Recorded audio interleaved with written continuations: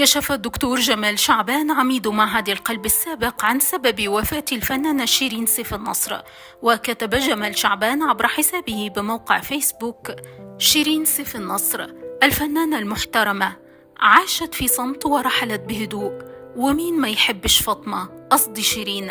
عن عمر يناهز 57 عاما ماتت صبيحة هذا اليوم بهبوط حاد في الدورة الدموية، ودفنت بعد صلاة العصر في مقابر العائلة دون مراسم عزاء حسب وصية الراحلة التي فضلت أن تلقى ربها في هدوء وسكينة. ادعو لها بالرحمة.